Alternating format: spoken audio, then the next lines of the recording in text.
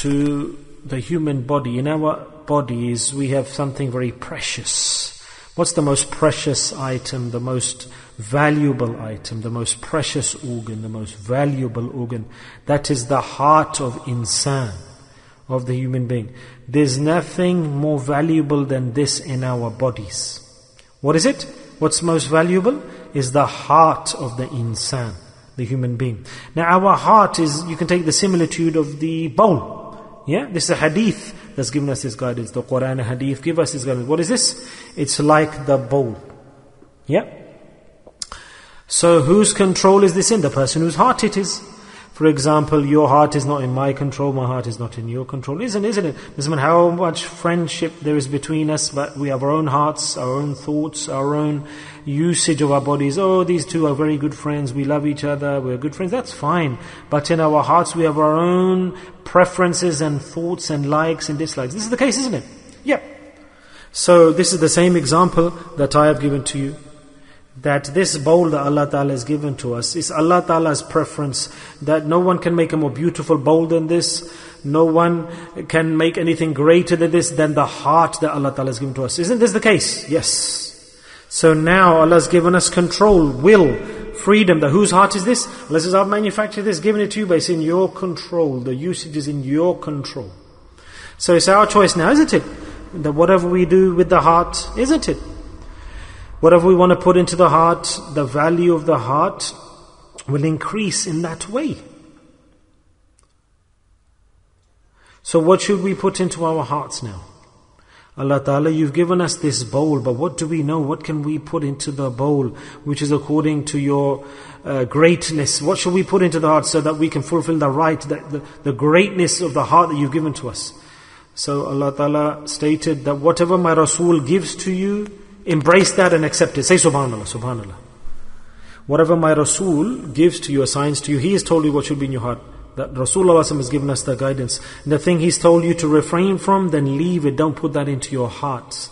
So in the heart, whatever my Habib tells you, insert that into your heart and don't insert anything else. And whatever Rasulullah tells you to leave, then don't put that into your heart, because that will devalue your heart and lower it. Do you understand what I'm saying? So amalan, this is an actionable point, a physical point that we need to act on. So, Allah's Nabi Sallallahu Alaihi Wasallam, what did he tell us with regards to the heart? That what should we put into the heart? How should we benefit the heart? Allah Ta'ala's Nabi Sallallahu Alaihi Wasallam said that the heart should be contained with, filled with Noor, qalbi noorun.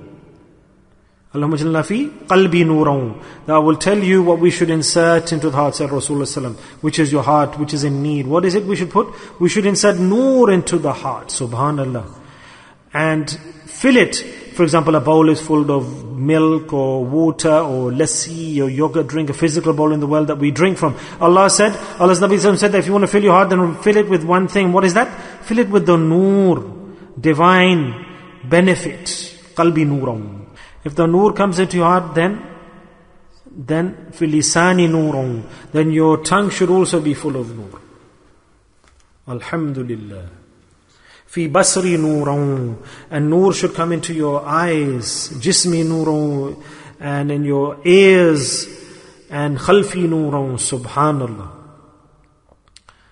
Your Noor should be in front of you, behind you. Khalfi noorun. Noor in front of you. Noor behind you. Yamni noorun. And to the yasar, to the left, to the right, to the left, and up and down, in front and behind, below. Everywhere around you be surrounded by Noor. And your body will have the full effect of Noor. Lahmi nooro. And even the flesh in your body, the blood, in the parts of your, all the organs of your body, Noor will come. Watami nooro. And you will be a total reflection of Noor. Your life will be a reflection of Rabbana atmimna noorana. And then this Noor, where will it will help?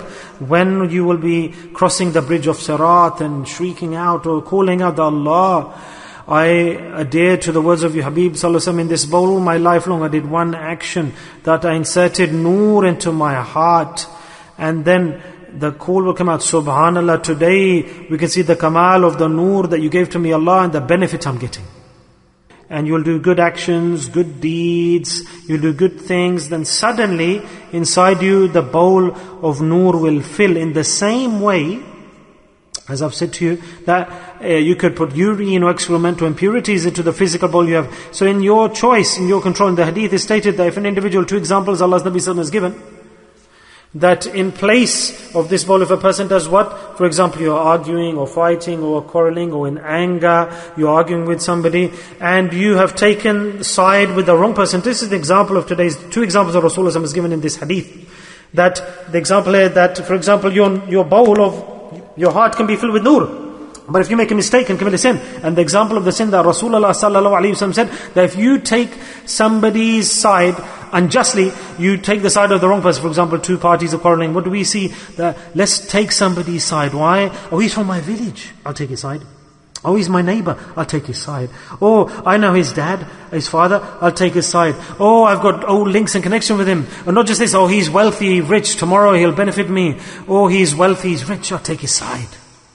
Become his sidekick. How bad. And this is the style of our life. Allah's Nabi Sallallahu Alaihi Wasallam said, when an individual does this, that he's committed this sin and he's gone beyond the had, which is the boundary of Sharia, that beware, don't dare to take the side of us, whether it's your father, uncle, grandfather, friend, from your village, from your locality, doesn't matter whoever it is, you have to decide upon the haqq, upon the right.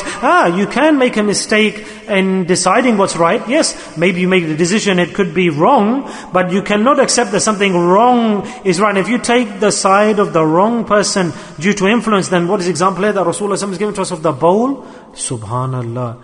Then the sin of that, the result, the punishment is that individual, he is stood challenging Allah.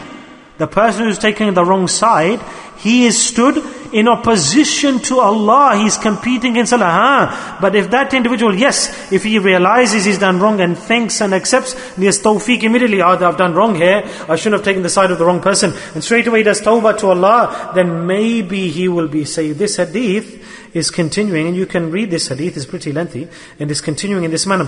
So suddenly that bowl that has been given to fill with Noor, when a person speaks rubbish, nonsense, or swears, or says bad things, or backbites, he does bad actions which are sinful actions with his body, with his hands, with his mouth, with his ears. When he commits a sin, then that bowl suddenly becomes darkness. Allahu Akbar.